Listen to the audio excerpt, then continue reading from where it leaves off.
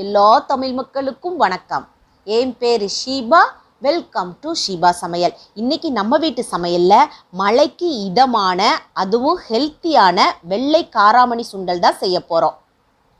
First இந்த recipe பண்ணுறதுக்கு காராமணியை நல்லா 2 திருப்பு கழுவிட்டு ஒரு 10 மணி நேரம் ஊற வச்சுக்கோங்க. குறைஞ்சது 8 மணி நேரமாவது ஊற வச்சுக்கோங்க. சாயங்காலம் தான் நம்ம சுண்டல் செய்வோம், அதனால் காலையிலே இதை ஊற வச்சுக்கோங்க. இப்போ அந்த தண்ணியை தூர ஊற்றிட்டு அந்த பயிரை மட்டும் குக்கருக்கு மாற்றிக்கோங்க. இப்போ இந்த ரெசிபிக்கு தேவையான அளவுக்கு உப்பு சேர்த்துக்கோங்க. அடுத்ததாக வேகிறதுக்கு தேவையான அளவுக்கு தண்ணி ஊற்றிக்கோங்க. நல்லா அந்த பயிரெல்லாம் முங்கி இருக்கிற அளவுக்கு நம்ம தண்ணி சேர்த்துக்கிடலாம்.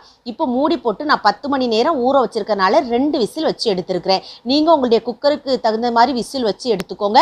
இப்போ ப்ரெஷர் தானாக ரிலீஸ் ஆனதுக்கப்புறமா இதை திறந்து பார்த்தோம் அப்படின்னா அந்த பயிரெல்லாம் நல்லா சாஃப்டாக வெந்து வந்திருக்கணும். இப்போ உங்களுக்கு நான் அதில் ஒன்று எடுத்து அப்படி லைட்டாக நசுக்கி காமிக்கிறேன் பாருங்கள். இந்த அளவுக்கு நல்லா வெந்து வந்திருக்கணும். அதே சமயத்தில் அந்த பயிர்கள் எல்லாம் நல்லா குழையாமல் முத்து முத்தாக நம்மளுக்கு இருக்கணும். இப்போ இந்த தண்ணியை நம்ம வடிகட்டிட்டு இந்த பயிரை மட்டும் எடுத்து வச்சுக்கிடலாம். இப்போ தாளிக்கிறதுக்காக ஒரு பாத்திரத்தை சூடுபடுத்தி 3 ஸ்பூன் எண்ணெய் சேர்த்துக்கோங்க.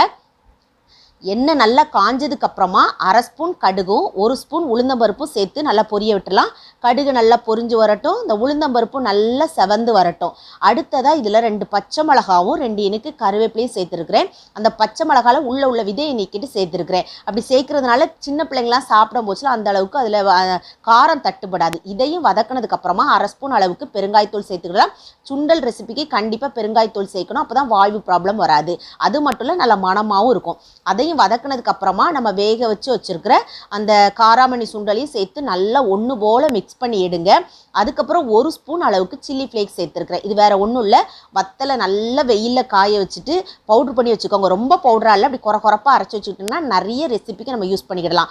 அது உங்களுக்கு போட இஷ்டம் இல்லைன்னா நீங்கள் பச்சை மிளகாவே கூட 2 சேர்த்துக்கோங்க. அப்படி இல்லைன்னா வத்தலோட கிள்ளி நீங்கள் கூட 2 சேர்த்து இதை நல்லா தாளித்து விட்டுக்கிடலாம். இப்போ மூடி போட்டு ஒரு 3 நிமிஷம் லோ ஃப்ளேமில் வச்சுட்டு கடைசியாக இறக்க போகிற சமயத்தில் ஸ்டவ் ஆஃப் பண்ணிடுங்க. ஒரு 4 ஸ்பூன் அளவுக்கு ஃப்ரெஷ்ஷாக துருவின தேங்காய் பூ சேர்த்துக்கோங்க. ஒரு சிலருக்கு தேங்காய் பூ பிடிக்காது, அதனால கொஞ்சம் கொத்தமல்லி தலை வேணால் சேர்த்துக்கோங்க. தேங்காய் பூ பிடிக்குங்கிறவங்க தாராளமாக தேங்காய் பூ போட்டு நல்லா மிக்ஸ் பண்ணிவிட்டு அப்படி மூடி விட்டு ஒரு 5 நிமிஷம் கழித்து சர்வ் பண்ணுங்கள். அருமையான காராமணி சுண்டல் ரெடி. இது ஒரு மழைக்கு இதமான ரெசிபி, ரொம்பவே ஹெல்த்தியான ரெசிபி கூட. கண்டிப்பாக உங்கள் வீட்டில் செஞ்சு பாருங்கள்.